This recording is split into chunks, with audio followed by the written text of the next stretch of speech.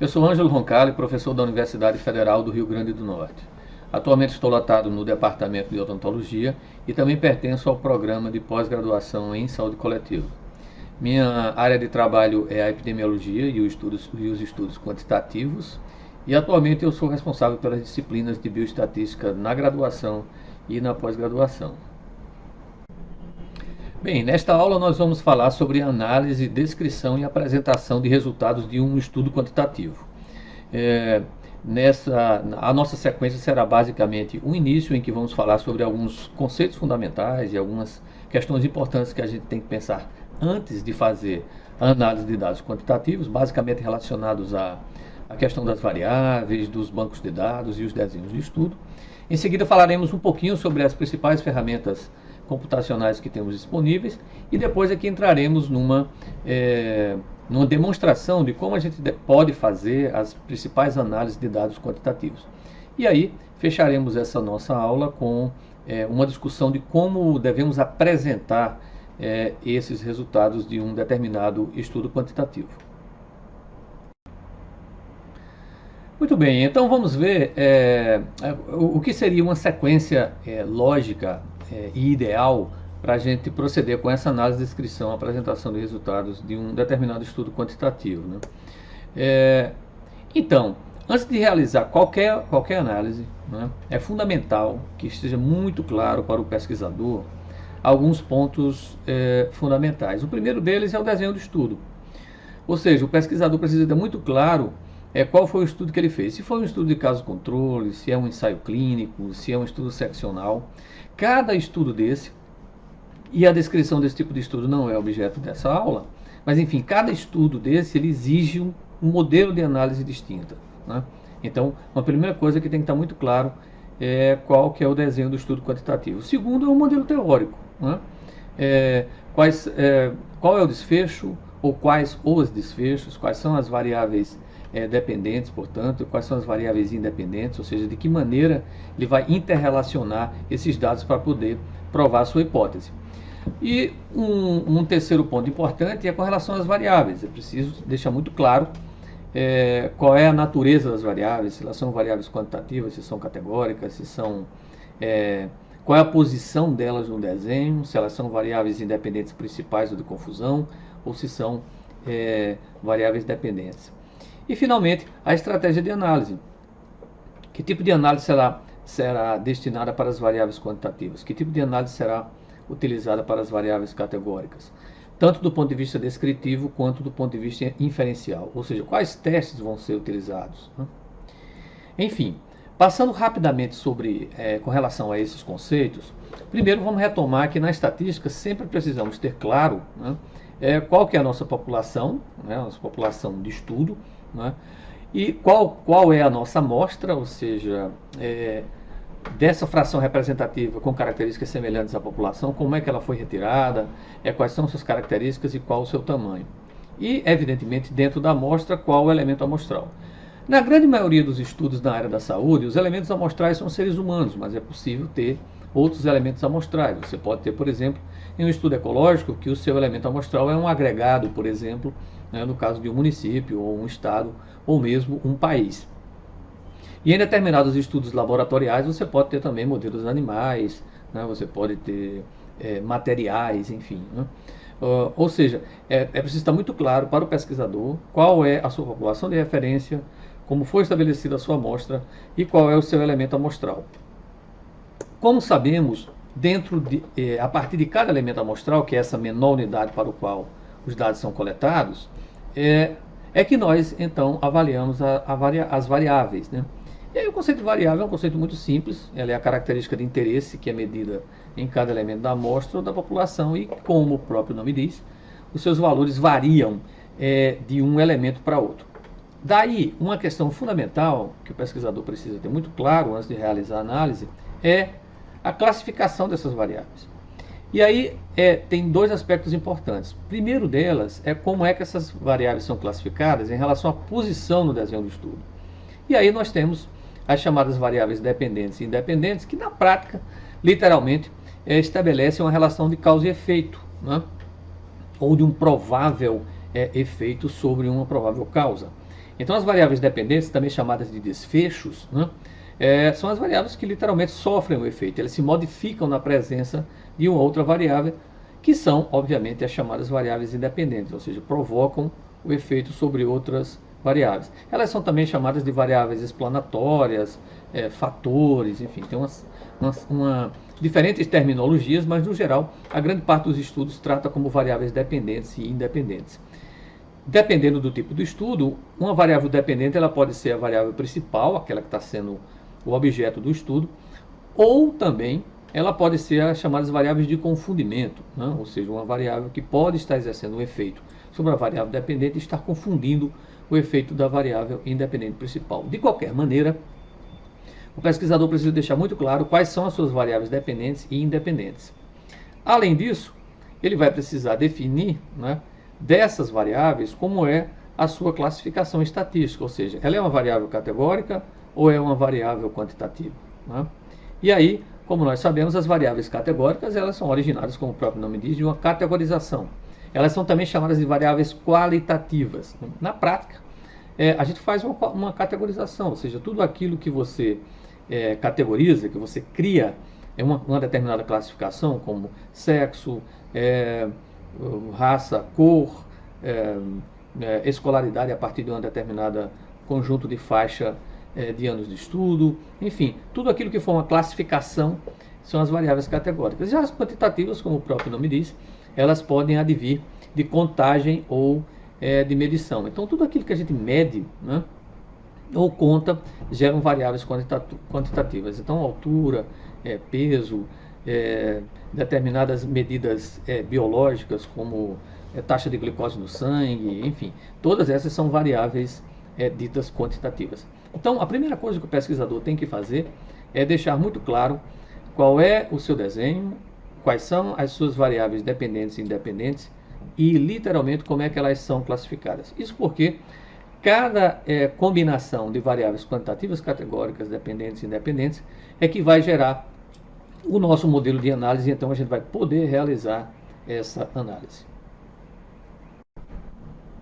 Bom, então vamos ver agora como é que isso funciona a partir de um exemplo prático, né? Vamos imaginar que eu tenho uma pergunta de pesquisa, que é se a prática de atividade física pode exercer algum efeito sobre a pressão arterial. Bom, esse é um exemplo completamente hipotético, né, e utilizando alguns bancos de dados fictícios. Mas vamos imaginar que eu tivesse essa pergunta de pesquisa. A primeira coisa que o pesquisador precisa fazer é estabelecer o seu modelo teórico. Ora, se a sua pergunta é se a atividade física gera um efeito sobre a pressão arterial, obviamente ele vai ter a atividade física como uma variável, né, que exerce uma influência sobre a pressão arterial, digamos, no caso, a pressão arterial sistólica. Obviamente, nesse modelo, então, nós temos outras variáveis que podem interferir no desfecho, né, que é a pressão arterial sistólica, como, por exemplo, a variável sexo, a idade do indivíduo, se ele tem o hábito de fumar. Então, aqui nós temos um modelo clássico em que nós temos a variável dependente, a variável independente e algumas variáveis de confusão. Mas o pesquisador também pode estar interessado em verificar a influência do peso e da altura do indivíduo, tanto sobre a pressão arterial sistólica, portanto, ela estaria funcionando como uma variável independente de confusão, mas também o pesquisador pode estar interessado se a atividade física interfere no peso e na altura, e aí peso e altura funcionariam como um desfecho secundário nessa pesquisa. Ou seja, isso é o que nós chamamos de modelo teórico. Ele está bastante simplificado porque esse é um exemplo hipotético. É óbvio que no mundo real a gente trabalharia com um número maior de variáveis, enfim, o modelo seria um pouco mais complexo. Mas para esse nosso exemplo, vamos trabalhar com esse modelo mais simplificado. Então, na verdade, o pesquisador vai ter como variável dependente a pressão arterial sistólica, como variável independente principal a atividade física. Idade, sexo e hábito de fumar funcionam como variáveis independentes de confusão, assim como peso e altura, que pode eventualmente funcionar como um desfecho secundário. Bom, a partir desse modelo teórico, nós já estabelecemos a primeira parte das variáveis, que é, no caso, estabelecer qual é a posição das variáveis no seu desenho de estudo. Agora, é importante identificar a forma como essas variáveis serão obtidas. E aí, vamos imaginar que o pesquisador decidisse avaliar a atividade física a partir, aliás, a pressão arterial sistólica, que é a minha variável dependente, simplesmente a partir da medida da pressão arterial, que no caso é uma variável quantitativa contínua, e a sua obtenção é a partir de uma unidade que é milímetros de mercúrio. E vamos admitir que o pesquisador decidiu avaliar a atividade física a partir de uma variável categórica ordinal, estabelecendo 3 categorias: se o indivíduo é sedentário, se ele pratica exercício físico até uma vez por semana, ou se ele pratica exercícios físicos mais de uma vez por semana. E aí, digamos que ele estabeleceu o hábito de fumar também a partir de uma variável categórica ordinal: se o indivíduo fuma, se ele parou há menos de 10 anos, ou se ele parou há mais de 10 anos, ou então nunca fumou. A variável sexo já é por demais conhecida, ele estabeleceu então que seria o sexo biológico masculino e feminino.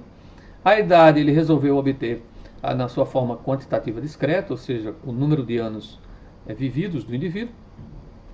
E o peso e a altura, né, ele resolveu então coletar o dado de peso e da altura dos indivíduos e calcular o índice de massa corporal. Muito bem, então esse é um modelo teórico de partida, em que já identificamos a posição das variáveis no desenho do estudo e já identificamos também a natureza das variáveis. Por que das variáveis? Por que essa primeira avaliação é importante? Porque a forma como será realizada a análise vai depender exatamente dessa relação entre as variáveis e da sua natureza. O que o pesquisador tem que fazer também em seguida, que é muito comum, tanto no projeto de pesquisa como nos artigos, enfim, no seu trabalho final, é o chamado quadro de variáveis. Então, daquele modelo teórico anterior, ele pode estabelecer esse quadro de variáveis, em que ele estabelece qual é o nome da variável, qual é a sua descrição, qual que é o tipo e quais são as suas categorias ou escalas de medida. Feito isso, o pesquisador então vai realizar a pesquisa e vai então construir um banco de dados. Então, nesse caso aqui, nós temos um banco de dados em seu formato clássico. Esse aqui é num programa específico, né, que já vamos falar um pouquinho sobre isso, né, em que nós temos em cada coluna uma variável, né, aqui temos idade, sexo, altura, peso, o IMC, o hábito de fumar, a pressão arterial sistólica e a atividade física. Aqui é um recorte do banco de dados, né, já com os dados incluídos, e esses são dados fictícios. Tá? Muito bem. A partir daí, né, estabelecido o modelo teórico, estabelecido qual é a natureza das variáveis e feita a construção do banco de dados, vamos ver agora então quais são as principais estratégias de análise, quais são os principais ferramentas que a gente tem disponível para fazer essa análise, e vamos ver literalmente como é que essa análise deve ser feita e deve ser ilustrada e deve ser descrita.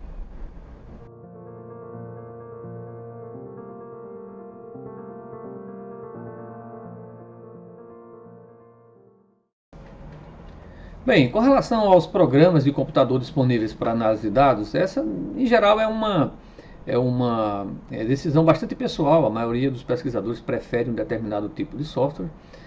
Vamos apresentar só alguns dos mais comuns aqui e discutir um pouquinho suas vantagens e desvantagens. Dentro dos programas pagos, né, talvez o mais comum deles seja o Microsoft Excel, né, é uma planilha eletrônica que vem junto com o pacote da Microsoft. Então, como vantagens, ele é um dos softwares mais comuns presente na maioria dos computadores. Em geral, é o primeiro pacote, software que a gente compra para colocar no computador.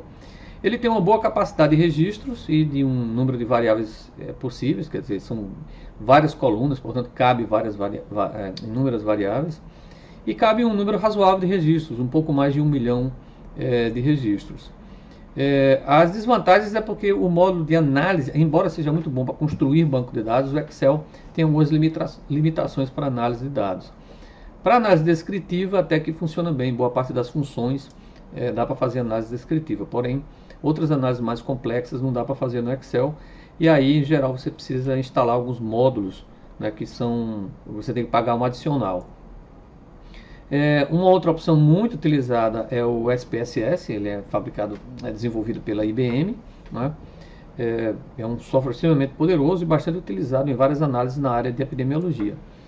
Ele tem como vantagem ser muito completo, porque ele faz análise desde as mais básicas até as mais avançadas, né? Ele é muito prático para organizar banco de dados, principalmente do ponto de vista de você colocar o tipo de variável, enfim, é muito prático. E tem uma interface de saída também muito compatível com outros programas. Então você pode exportar para o Excel, você pode exportar para PDF, então tem um modo de saída também muito interessante.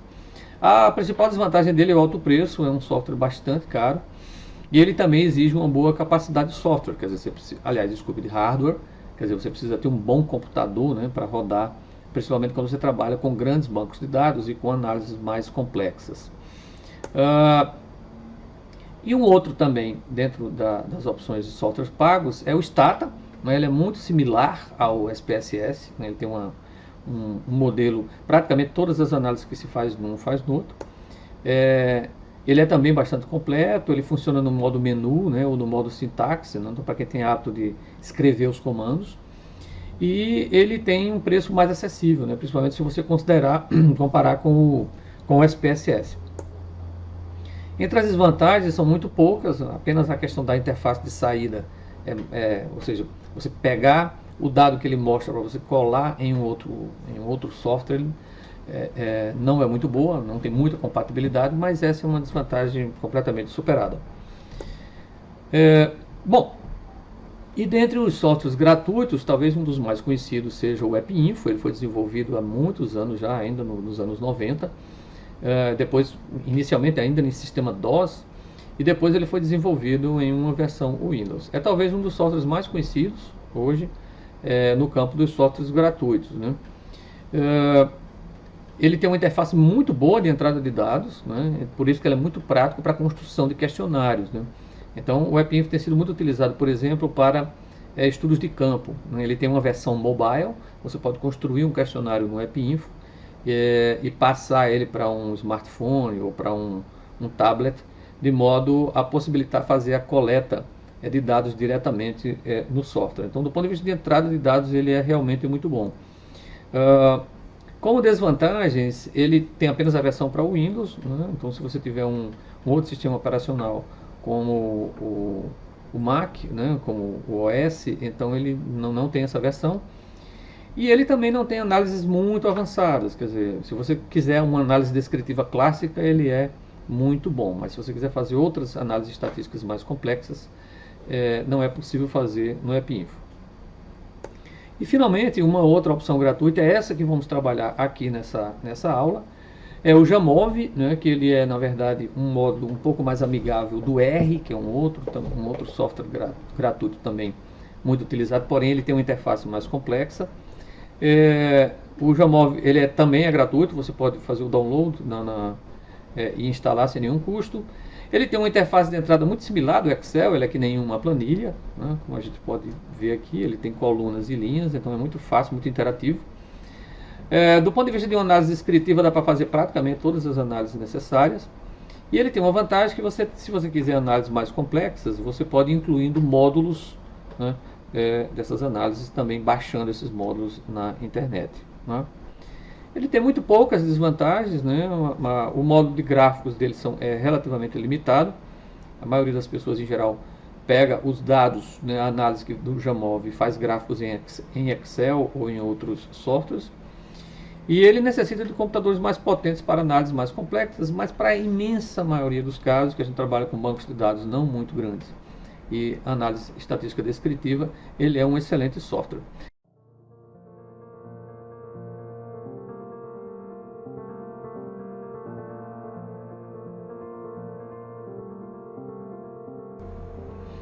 Muito bem, então retomando o nosso modelo teórico, né? Então eu já estabeleci quais são, a partir desse modelo teórico, quais são as minhas variáveis dependentes e independentes, sejam elas a principal ou variáveis de confusão, desfechos secundários. Já estabeleci qual é a sua classificação, se são categóricas, se são quantitativas, se são ordinais ou nominais, se são contínuas ou discretas, enfim. A questão fundamental agora é que tipo de análise a gente vai aplicar para esse modelo teórico. Então vamos imaginar, se eu tenho basicamente dois grupos de variáveis, eu tenho uma análise para cada tipo de combinação entre essas variáveis. Então, esse quadro a seguir, ele ilustra um pouco essa estratégia de análise. A partir da definição da minha variável dependente, da independente, que tipo de análise descritiva a gente vai fazer e que tipo de análise inferencial a gente vai fazer. Então, basicamente, vamos imaginar que eu tenha como uma variável dependente uma quantitativa discreta ou contínua, ou, eventualmente, essa situação não é muito comum, uma categórica ordinal. Na grande maioria dos casos, nós temos a quantitativa discreta ou contínua. Se eu tenho como variável independente uma categórica nominal ou ordinal, né, que tipo de análise descritiva a gente vai fazer? Basicamente, as medidas de tendência central e de variabilidade. No caso, a média, o desvio padrão, e a mediana e a distância interquartílica. Posso incluir outras medidas como variância, como uma distribuição percentil, mas em geral essas 4 medidas são as medidas clássicas que em geral a gente coloca numa análise descritiva, né? E aí como é que ela deverá ser feita? Obviamente a partir do cálculo das medidas de tendência central de variabilidade da minha variável dependente, né, em função, né, dividido em todas as categorias dessa minha variável independente. Como análise inferencial, a gente tem algumas opções, como teste T, isso é equivalente não paramétrico como Mann-Whitney, análise de variância, Kruskal-Wallis, análise múltipla de variância, mas, entretanto, não vamos discutir nesta aula essa parte aqui. Vamos nos deter apenas à análise descritiva dos dados. Tá? Pegando, então, daquele nosso modelo teórico, que tipo de análise se enquadra nessa combinação? Basicamente, quando eu for analisar a atividade física, que é a minha variável independente, ela é uma categórica ordinal, então estou dividindo aqui em 3 categorias, e a minha variável dependente é a pressão arterial sistólica, que é uma quantitativa contínua. Então eu tenho essa combinação aqui. Então o que nós vamos avaliar é todas as medidas de tendência central de variabilidade da pressão arterial sistólica em função das 3 categorias de atividade física. Mas digamos que eu tenho uma outra situação em que eu tenha, por exemplo, como variável dependente, uma categórica nominal ordinal e como variável independente, uma variável também categórica. Então, nesse caso, a minha análise descritiva não vai ser uma análise de medidas de tendência central, né? Não cabe. Aqui nós fazemos, em geral, análise de frequência, né? Que no caso calculam-se as frequências absolutas e percentuais em do que nós chamamos de tabela de contingência. Então, literalmente, você cruza uma variável categórica com outra. Na análise diferencial tem várias opções, aqui tem só alguns exemplos, como o mais conhecido deles, como análise bivariada é o teste de quadrado ou o teste de Fischer, exato de Fischer, e nas opções para análise múltiplas, as regressões logísticas ou regressão de Poisson, aqui só alguns exemplos. Conforme já esclarecemos, não vamos trabalhar esse conteúdo aqui, vamos ver como é que fazemos a análise descritiva. Como exemplo daquele nosso modelo teórico, o pesquisador, por exemplo, poderia estar interessado em saber se a atividade física, que é a variável independente principal dele, que é uma categórica, né, se ela se relaciona, por exemplo, ela tem algum... se relaciona com sexo, por exemplo, né? Então, será que, por exemplo, homens e mulheres têm perfil de atividade física diferente, né? Então aqui já estou trabalhando a atividade física como uma variável dependente. E finalmente, a terceira possibilidade é quando a gente tem 2 variáveis quantitativas, né? Tanto contínuas quanto discretas. Na análise descritiva, o que nós vamos fazer é uma análise de correlação, né? E as 2 mais conhecidas é a correlação de Pearson para dados paramétricos ou a correlação de Spearman, que é o equivalente não paramétrico. Como análise inferencial, em geral, podemos trabalhar com regressão linear múltipla, mas aqui nós vamos discutir a análise descritiva a partir da análise de correlação. Como exemplo, lá no nosso modelo teórico, temos o caso em que o pesquisador pode estar interessado em saber a relação que existe entre a pressão arterial sistólica, que é uma variável quantitativa contínua, medida em milímetros de mercúrio, com a relação peso-altura, que no caso é o índice de massa corporal, que também é uma variável quantitativa. Tá? Muito bem. Portanto, o primeiro passo que o pesquisador precisa fazer é estabelecer para cada análise que ele decidiu, para cada combinação de variável dependente e independente, ou mesmo entre variáveis independentes, caso seja o interesse do pesquisador, definir qual dessas 3 abordagens estatísticas ele vai fazer, né? E aí, a partir de agora, vamos ver como cada uma dessas 3 abordagens ela é realizada a partir de um software, que no caso nós vamos usar o Jamov. Bom, então essa é a tela do software do Jamov, né? Ele tem aqui ele já está com o banco de dados carregado, né? Toda essa parte de instalação, de como abrir um banco de dados e como criar um banco de dados, tudo isso você pode ver consultando, né, o site aqui www.jamov.org, tá? Então toda essa parte inicial é extremamente fácil, é um software extremamente amigável, muito fácil de instalar e também de realizar essas primeiras etapas de criação do banco de dados e de codificação das variáveis, tá?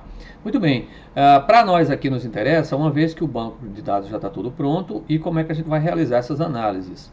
Muito bem, então aqui esse banco de dados é completamente fictício. A gente já tem aqui aquelas variáveis que são as mesmas que estabelecemos no nosso modelo teórico. Temos aqui idade, sexo, altura, peso, e aqui já o IMC calculado em função da altura e peso. Temos aqui o hábito de fumar, a pressão arterial sistólica e a atividade física. Então, seguindo aquela sequência, se eu quiser provar, né, tentar analisar a partir da primeira hipótese, né, de que existe uma relação entre a pressão arterial e a atividade física, nós vimos que temos a pressão arterial como uma variável contínua, uma variável quantitativa contínua, e a atividade física como uma variável categórica. Nesse caso, a análise que nós vamos fazer é exatamente uma análise, do ponto de vista descritivo, uma análise o cálculo das medidas de tendência central e de variabilidade. Muito bem, aqui esse módulo data, né, de dados, tem todas as operações relativas aos dados que nós não vamos detalhar aqui. Vamos nos deter nessa aba análises, onde a gente tem as principais análises disponíveis aqui. Como a gente já tinha antecipado, se você quiser incrementar o seu Jamov, você pode clicar aqui nesse mais que eu uso e acrescentar módulos, né? Para o nosso caso, que vamos trabalhar com análise descritiva, não será necessário. Todas as opções necessárias já estão disponíveis aqui. Basicamente, nós vamos trabalhar a partir de 3 itens aqui nessa análise, né? Que é basicamente a parte de exploração de dados, a parte das frequências e a parte da regressão. Cada uma delas para cada uma daquelas combinações possíveis que temos lá naquele nosso modelo teórico. Então vamos iniciar com a primeira análise, que é exatamente o cálculo das medidas de tendência central da pressão arterial sistólica em função da atividade física. Então nós clicamos aqui em Exploration, né, exploração de dados, e clicamos na opção Descriptives, ou seja, estatísticas descritivas. Quando a gente clica aqui, né, então nós temos uma janela, né, em que nós temos as variáveis aqui do banco de dados, né, e temos 2 janelas aqui onde a gente pode acrescentar as variáveis que nós vamos analisar, né. E aqui nós temos uma janela de resultados. Então, nesse aspecto, o Jamov é bastante intuitivo, bastante simples. À medida que você vai colocando as variáveis aqui dentro, ele já vai fazendo esses cálculos. Então, por exemplo, no meu caso, me interessa a variável de pressão arterial sistólica. É muito importante colocar as variáveis no seu devido lugar. Então, o que ele chama aqui de variáveis na análise descritiva sempre tem que ser uma variável quantitativa, tá? Então, aqui, né, nessa janela de variáveis, nós estamos entendendo que é a variável quantitativa e que nesse caso é a variável dependente. Aqui nessa opção Split By, ou seja, separar por, vai a nossa variável independente, que no caso é a atividade física. Porém, se a gente apenas colocar aqui a atividade física nas variáveis, note que ele já aparece aqui uma tabela, não é? Sem nenhum cruzamento, ou seja, uma análise descritiva da variável pura e simples. Então ele está dizendo aqui que são 80 indivíduos que foram examinados, não tem nenhum missing, ou seja, dado perdido, a média é de 128, a mediana é de 127, o desvio padrão é de 10,2 e o valor mínimo 109 e o valor máximo de 145. Tá? Muito bem. Aqui nós temos essas opções aqui, são as opções default, ou seja, aquelas que já, independentemente de qualquer coisa, o programa vai mostrar essas medidas. Mas eu posso personalizar, né, essas análises clicando aqui no item Statistics, ou seja, quais são as estatísticas que eu quero que ele mostre, né? E aí nós temos aqui, ó, temos o tamanho da amostra, as medidas de tendência central, as medidas de dispersão, a distribuição percentil se eu tiver interessado, e tem algumas itens que não vamos discutir aqui, no caso da distribuição e da normalidade dos dados. No nosso caso, em geral, é muito raro na análise descritiva se colocar o número de missing, mas você pode manter aqui. Mas no nosso caso, vamos tirar aqui o missing. Note que assim que a gente desmarca aqui, ele já tira da tabela, né? Do ponto de vista da tendência central, vamos manter a média e a mediana, é uma estratégia interessante. Em alguns casos, para amostras maiores, você pode colocar também a moda, né? Mas não é o nosso caso, né? E aqui no ponto de vista da dispersão, é importante manter o desvio padrão, claro, que é a medida de dispersão da média, né? E veja que tem várias opções aqui, como variância, né? O range, né? Que é exatamente a amplitude de variação, os valores mínimo e máximo e o erro padrão da média, né? No nosso caso, em uma análise descritiva, na grande maioria dos casos, a gente mostra o tamanho da amostra, a média e a mediana, o desvio padrão e esse IQR aqui, que é nada mais nada menos do que a distância interquartílica, que é a medida de variabilidade da mediana.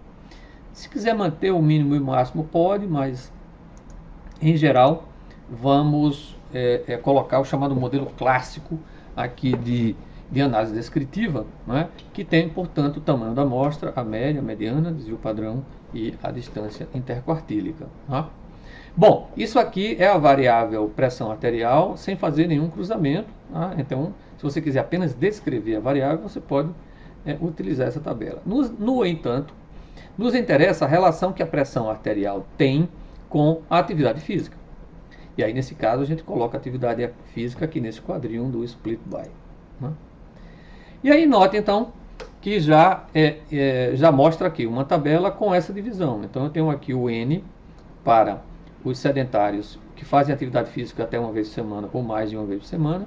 Temos a média, a mediana, o desvio padrão e a distância interquartílica subdividido para cada uma dessas três categorias, né? E aí a gente pode ver, por exemplo, pegando uma análise de médias, né, que os sedentários eles têm uma média de pressão arterial de 133, né, enquanto que os que praticam atividade física até uma vez por semana têm uma média de 128, e aqueles que praticam mais de uma vez por semana têm de 120. Tá? Então, eu tenho aqui muito claramente uma diferença, né? Então, se é mais sedentário, então temos aqui um valor de pressão arterial sistólica mais alta do que, por exemplo, aqueles que praticam atividade física. Tá? Então, e aqui temos os valores do desvio padrão, né? Vemos uma variabilidade não muito alta, e aqui os valores aqui a mediana, né, que também tem uma diferença entre os três grupos. Muito bem, então essa é uma análise descritiva clássica, né? Basta colocar a variável quantitativa aqui e a variável categórica aqui, que ele já faz o cálculo das principais medidas. Bom, se você quiser ilustrar isso aqui na forma de gráficos, então tem a opção aqui plots, né? Então ele tem várias opções de plots aqui. Uma muito conhecida para variáveis quantitativas é o box plot, né, em que ele mostra aqui a divisão, né, para cada um das categorias de atividade física, aqui o sedentário, até uma vez por semana, mais de uma vez por semana, aqui a distribuição percentil, né? Então, nós temos aqui no gráfico box plot, essa linha mais grossa aqui é a mediana. Aqui nós temos o quartil 25 e o quartil 75, portanto, a caixa ela corresponde à distância interquartílica, né? E aqui as linhas, né, também chamadas de bigodes, elas correspondem aos valores mínimo e máximo, né? Então a gente pode ver que do ponto de vista das medianas, né, a gente tem aqui valores cada vez menores quanto mais se pratica atividade física. É possível também mostrar um gráfico de barras, né? E aqui ele vai mostrar também, aí nesse caso o que vai aqui são as médias, né? Então box plot se você quiser ilustrar medianas e gráfico de barras se você quiser ilustrar médias. E aqui, né, não dá para editar essa medida, mas aqui a gente tem o equivalente ao valor de um erro padrão da média, né? É possível também fazer um gráfico de dados, né? Esse gráfico data, né, onde você pode ver é como se fosse um gráfico de barras, porém com cada pontinho desse representando um dado aqui do banco de dados.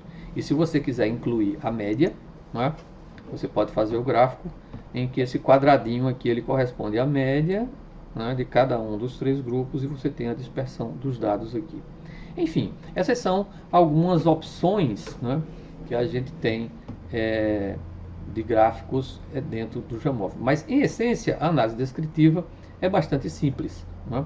Basta colocar a variável quantitativa aqui e a variável categórica aqui, escolher quais são as estatísticas que você deseja que apareça na sua análise e, se for o caso, escolher o tipo de gráfico que você quer que apareça aqui na sua análise. Vamos ver agora então. Então, esse é um caso específico em que a gente tem uma variável quantitativa e uma variável categórica. Vamos ver agora o que seria o caso de uma situação em que temos 2 variáveis categóricas. Bom, então, seguindo aquele nosso exemplo, uma possibilidade de termos 2 variáveis categóricas é se eu quisesse analisar, por exemplo, a relação entre atividade física e gênero. Eu tenho 2 variáveis categóricas e aí quero fazer, então, uma análise de frequências absolutas e percentuais. Nesse caso, para toda e qualquer análise combinando 2 variáveis categóricas, sempre vamos usar o comando frequencies, ou seja, análise de frequência. Tá? Clicando aqui no frequency, a gente tem 2 possibilidades, né? Os testes de proporção para uma amostra e os testes baseados em tabelas de contingência. No nosso caso, nós vamos utilizar essa segunda parte aqui, mais especificamente essa parte dos testes de proporções para amostras independentes, que, portanto, utiliza o teste do Q². Não vamos discutir a questão dos testes de associação e significância, que é o caso do Q², mas clicando nessa opção aqui, amostras independentes, a gente tem a possibilidade de fazer uma análise de 2 variáveis categóricas, verificando as frequências absolutas e percentuais. Então a gente clica aqui. E aí agora temos uma pequena diferença no anterior, como na análise anterior teríamos sempre que colocar a variável quantitativa em uma caixinha e a variável categórica na outra caixinha. Aqui, na verdade, a gente pode construir a tabela do jeito que o pesquisador preferir, né? No formato que ele quiser, apenas definindo qual é a variável que vai na linha e qual é a variável que vai na coluna. Entretanto, essa escolha ela tem uma implicação importante do ponto de vista do que vai aqui nas células e vamos ver e vamos discutir esse caso especificamente. Então vamos imaginar, né, que o pesquisador quer então fazer uma tabela colocando a variável sexo na coluna, não é? E a variável atividade física na linha. Então note que aqui, né, então ele já constrói a tabela, né, trazendo atividade física sedentário até uma vez por semana, mais uma vez por semana, e sexo masculino e feminino, e as quantidades absolutas aqui, né, as contagens absolutas. Vemos aqui na opção células, né, aqui que ele traz essa opção default, contagens observadas, que equivale nada mais nada menos do que as frequências absolutas. No nosso caso, sabemos que as frequências absolutas não têm muita utilidade numa análise de variáveis categóricas, né? É muito difícil você analisar se a ocorrência da variável dependente ela é diferente em relação a uma variável independente. Então, nesse caso, a gente vai colocar as frequências percentuais, mas nesse caso especificamente, qual devemos colocar aqui? A linha, a coluna ou o total? Então, tem uma regrinha básica que é a seguinte: se a sua variável dependente ela está na linha, você deve colocar o percentual de coluna. Isso pelo seguinte: nesse caso, eu quero ver nada mais nada menos do que a distribuição da variável dependente, que é a atividade física. Portanto, qual o percentual de sedentários que eu tenho entre homens e entre as mulheres? Qual o percentual do que praticam atividade física até uma vez por semana entre homens e entre mulheres? Por isso, nesse caso, eu coloco o percentual de coluna, porque ele vai pegar a distribuição da variável dependente em função da independente. Tá? Então, recapitulando, a regra básica é: se a sua variável dependente está na linha, utilize o percentual de coluna, que fica mais fácil de entender. Se você inverter a tabela, obviamente, fará a inversão do percentual. Então, clicando aqui na coluna, a gente pode ver que ele já mostra os percentuais. Aí sim, agora eu posso ver, por exemplo, que pegando aqui os extremos, né? Entre os sedentários, por exemplo, né? A distribuição da atividade física, eu percebo que entre os homens 25% são sedentários e 41, quase 42% praticam atividade física mais de uma vez por semana. Quando eu olho para as mulheres, eu tenho quase que uma inversão, né? Eu tenho 46, quase 47% que são sedentários e apenas 18% que praticam mais de uma vez por semana. Então, assim, nessa análise especificamente, lembrando que são dados hipotéticos, eu tenho o que parece ser uma relação entre gênero e atividade física, no sentido de que os homens parecem praticar mais atividade física do que as mulheres. Porque eu tenho aqui o maior percentual daqueles que praticam atividade física, comparando com os sedentários, quando a gente compara aqui homens e mulheres, né? Então, toda análise envolvendo duas variáveis categóricas é relativamente simples. É a construção de uma tabela de contingência, não é? Considerando as contagens absolutas e percentuais. Aqui existe a possibilidade também de fazermos alguns gráficos, não é? Aqui temos apenas a opção do gráfico de barras, né? Então ele vai mostrar aqui as barras, né? Aqui eu tenho a minha variável dependente, que é o sedentário, uma vez por semana, mais uma vez por semana, e eu tenho aqui nas categorias em cores diferentes o sexo masculino e feminino. Aqui só ficar atento, né, que ele sempre mostra por opção default aqui as contagens. E aí nós sabemos que a contagem absoluta não é lá uma boa ideia, né? Então nós podemos colocar aqui como opção, em vez da contagem, né, a gente colocar aqui o percentual em relação ao total. Na verdade, eu vou escolher aqui o percentual dentro das colunas. Então note que eu vou ter uma tabela aqui, né, que ela tem um gráfico mais ou menos correspondente a ele. Ou seja, quando eu pego aqui os sedentários, né, os homens têm uma proporção bem menor de sedentários, né? Percebo nas linhas azuis eu tenho um crescendo aqui nas colunas azuis, e nas colunas aqui em marrom eu tenho um decréscimo, ou seja, mulheres são mais sedentárias e praticam menos atividade física, e os homens são menos sedentários e praticam mais atividade física, tá? Então vejam que a análise de variáveis categóricas é bastante simples. O único cuidado que temos que ter é escolher corretamente onde que vai cada uma das variáveis, a dependente e independente, saber escolher corretamente o percentual e, se for o caso, se quiser construir um gráfico, colocar devidamente os percentuais e as categorias aqui no gráfico. Muito bem, vamos ver agora a última possibilidade de análise de variáveis quantitativas, que é quando temos duas variáveis quantitativas, tanto a dependente quanto a independente. Bom, nós vimos lá naquele nosso guia que quando nós temos duas variáveis, tanto a dependente quanto a independente, ambas são quantitativas, uma análise possível de ser realizada é a análise de correlação, tá? Bom, nesse caso, vamos imaginar que o pesquisador ele esteja interessado em ver a relação que existe entre a atividade física e a relação altura e peso, que no caso é dada pelo IMC. Então notem, eu tenho duas variáveis quantitativas aqui, IMC e pressão arterial sistólica. Não posso fazer uma análise de médias e medianas, portanto, de medidas de tendência central e variabilidade, e também não posso fazer uma análise de frequência. Então a análise que cabe nesse caso é uma análise de correlação que é feita a partir deste item aqui, que no caso é da regressão, tá? Quando a gente clica aqui na regressão, eu tenho várias possibilidades, né? Uma matriz de correlação, uma correlação parcial, ou uma regressão linear, ou ainda, se a gente quiser trabalhar, uma regressão logística. No nosso caso, como estamos trabalhando eminentemente com análise descritiva, vamos utilizar a primeira opção, que é a matriz de correlação, tá? Então, na verdade, a matriz de correlação ela tem uma lógica bastante simples, né? Basta você colocar, ela só tem um único quadradinho aqui para entrar as variáveis, e basta você colocar as variáveis que você quer correlacionar.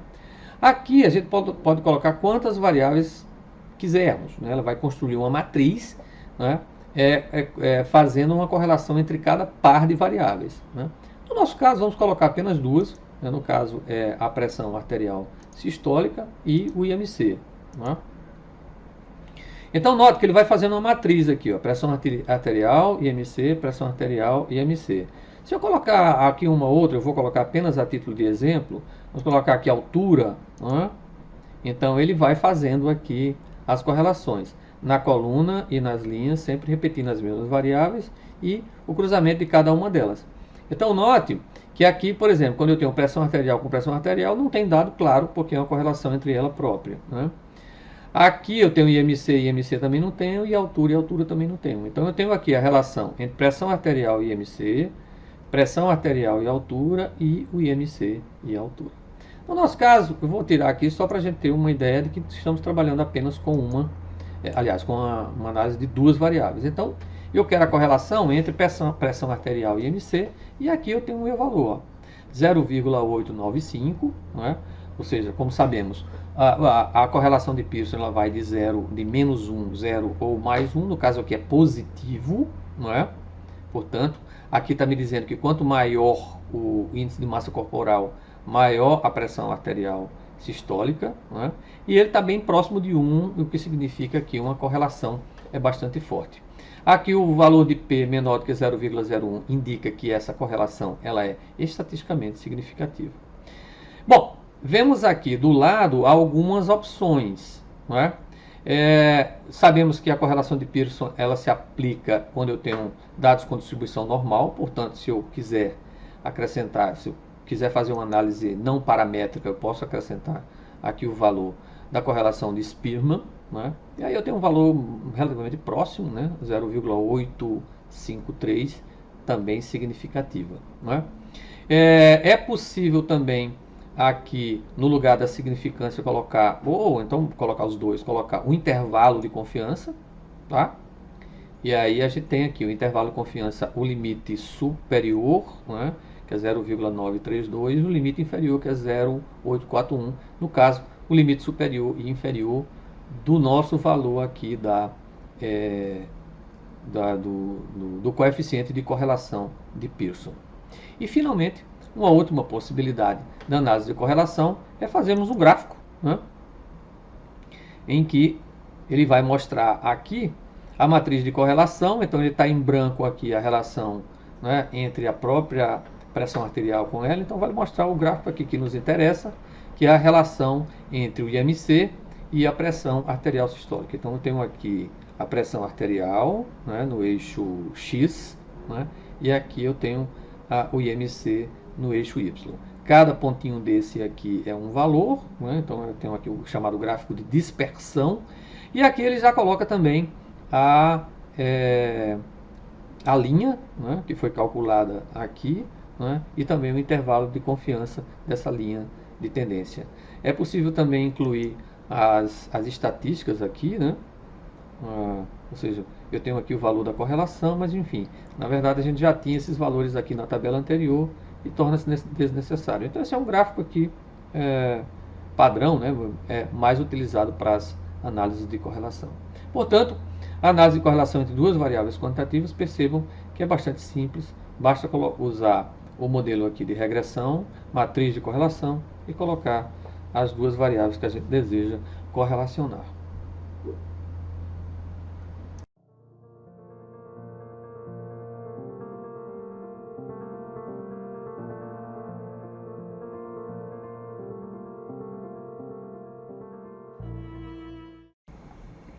Bom, então para finalizarmos é importante a gente discutir agora sobre a apresentação desses resultados, né? Todos os softwares, em geral, eles têm uma interface de saída. Alguns é possível exportar esses resultados para tabelas de Excel, para documentos PDF, enfim. No caso do Jamov, é possível exportar para PDF, mas também é possível, por exemplo, recortar e colar as tabelas. Então, se a gente pegar, por exemplo, o resultado da primeira análise, né, a gente tem essa tabela aqui, né, que aqui é simplesmente um recortar e colar da saída. Entretanto, essa não é a maneira mais adequada de expressar os resultados. O ideal é que a gente siga algumas regras de representação gráfica e tabular. Então, por exemplo, no caso dessa tabela aqui, né, o ideal é que ela seja colocada numa tabela como essa, né, em que a gente tem aqui na primeira coluna a variável independente, no caso a atividade física, e aqui todas as medidas que nós desejamos, que calculamos, né? Então, nesse caso aqui, a gente tem o tamanho da amostra, temos a média, o desvio padrão, a mediana e a distância interquartílica, né? Então, para cada uma das categorias da variável independente e também o total, eu tenho todas essas medidas. Então, aqui é muito fácil para o leitor ele poder enxergar, por exemplo, uma eventual diferença de médias, fazer uma análise sobre variabilidade, a relação entre média e mediana, enfim, todas aquelas análises clássicas de uma análise descritiva de variável quantitativa. Toda tabela é importante que ela tenha um título, né? Então, no título é importante colocar quais são as variáveis que estão envolvidas, qual é o local onde a pesquisa foi feita, aqui é apenas um exemplo, porque esse aqui é um dado fictício, e quando a pesquisa foi feita, em geral, o ano. É muito comum também termos um rodapé, em que nesse rodapé se coloca a fonte dos dados, sejam elas secundárias ou primárias, né? E no caso de usar algumas siglas, como o caso aqui do DP, DIQ, né? Então a gente coloca o que é que significam as siglas. Bom, esse modelo assim mais formatado, com cores, são muito úteis para apresentações de PowerPoint, né? Então, em geral, a gente faz isso mais por uma questão estética. Em geral, para publicações, o modelo de tabela é mais clean, né? Mais limpo, né? Então, em geral, não tem cores, né?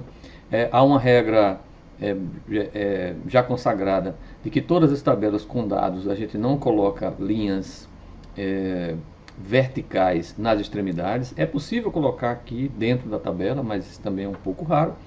De modo que as linhas horizontais dividem o cabeçalho e a parte final da tabela. Então, isso aqui é uma maneira das mais usuais, né, para fazer a representação de uma tabela de dados quantitativos, né?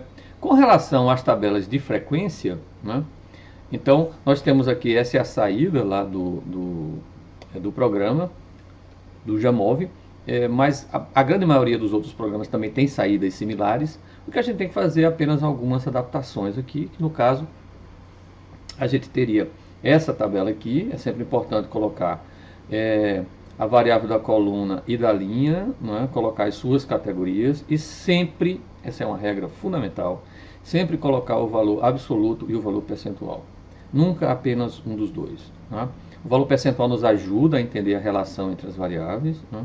Entretanto, o valor absoluto é muito importante para a gente ter uma ideia do tamanho da amostra e, portanto, da validade dessa análise, né? Então, esse aqui também é um modelo clássico que para mostrar, temos também o título, em que a gente sempre fala o que é que mostra, quais são as variáveis, local e quando a pesquisa foi feita, e um rodapé, aqui no caso, colocando dados primários. Ele não tem nenhuma sigla, então apenas está informando que são dados da pesquisa. Novamente, não é? A gente tem aqui, aquele é um modelo mais para colocar em apresentações, para textos, né? Para trabalhos, para artigos, dissertações e teses. Esse modelo mais limpo, apenas com as linhas horizontais, é o modelo mais comum de apresentação.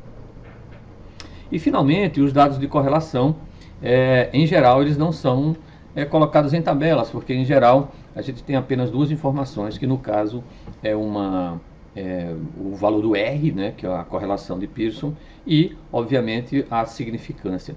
Então, em geral, é muito comum se colocar o próprio gráfico de dispersão, seja ele com a reta de regressão ou não, né? E colocando aqui dentro do próprio gráfico, através de algum recurso de caixa de texto. Alguns programas trazem essa informação também aqui dentro do gráfico, né, como o SPSS, por exemplo, o próprio Excel. E aqui a gente coloca o valor do R, que é o Pearson, e mais o valor de P. Toda figura também sempre tem que ter um título, né? E aí as regras são as mesmas, né? Ele deve ser autoexplicativo, né? Eu tenho que falar aqui sobre quais variáveis a gente está trabalhando, né? E o local e o período e também a fonte. Aqui é uma outra opção do mesmo gráfico, só que feito no Excel, né? Onde a gente tem uma possibilidade de edição um pouco melhor, né? É possível, por exemplo, colocar aqui os títulos dos eixos vertical e do eixo horizontal. É possível alguma edição com relação a cores. Enfim, o Excel tem um pouco mais de possibilidades e de recursos gráficos para ilustrar os dados. Um dado muito importante, uma questão muito importante é que essas são regras gerais. Então, por exemplo, todas as regras colocadas aqui são regras retiradas da ABNT, né? E também do IBGE, uma publicação que desde os anos 90 regulamenta a representação gráfica e tabular de dados. Entretanto, se você for publicar um artigo em um periódico, geralmente você vai ter que seguir as regras da revista, que mudam um pouco, né? Mas podem ter questões específicas. Por exemplo, onde é que coloca o título, né? Qual é o formato do gráfico, qual é o tamanho das tabelas. Então, na verdade, essas aqui são orientações de caráter geral, né? Mas que, obviamente, você tem que estar atento quando for fazer uma publicação. Bom, então, de uma maneira geral, né, essas eram as informações que a gente tinha para trazer sobre esse tema tão vasto. Eu espero que tenhamos contribuído. E eu deixo aqui algumas rápidas referências, né, para saber um pouco mais. Todo livro de estatística básica, ele traz esses conhecimentos que a gente trabalhou aqui, tá? Na maioria deles são muito bons, trazem um conteúdo muito bem descrito. Eu estou citando apenas um exemplo aqui, que é um livro que eu já consideraria como clássico, que é o livro da Sônia Vieira de Introdução à Bioestatística, que já está na sua 5ª edição. Então, praticamente toda essa parte de conceitos fundamentais, análise descritiva de variáveis quantitativas e categóricas, pode ser encontrado nesse livro. Mas, volto a dizer, existem inúmeros bons livros de fundamentos da chamada estatística básica, né? Com relação ao software que nós utilizamos, né, nós mostramos lá o link, né, que é o jamov.org, onde lá você pode fazer o download do software. Também tem muitos tutoriais e listas de discussão. O que nós mostramos aqui é só a parte de análise descritiva, mas tem inúmeras outras informações importantes sobre construção de banco de dados, sobre manipulação de variáveis, que você pode também encontrar lá no site. Eles têm um excelente material de apoio que recomendamos que todos leiam, caso queiram, enfim, se aprofundar um pouco mais no software. E finalmente, com relação à questão das normatizações, né, como já informamos antes, se você vai publicar um artigo, é importante ver as normas da revista, né? Mas, em geral, grande parte dos programas de pós-graduação, enfim, dos institutos de pesquisa no Brasil, seguem as normas da ABNT e as normas do IBGE para apresentação gráfica e tabular. E está aqui as duas sugestões dessas referências. Bom, pessoal, então era isso que tínhamos para apresentar. Espero ter contribuído. Queria parabenizar pela iniciativa, essa importante iniciativa desse canal de comunicação, desse projeto de extensão, e recomendo a todos que assistam aos outros programas daqui do canal. Ok? Um grande abraço.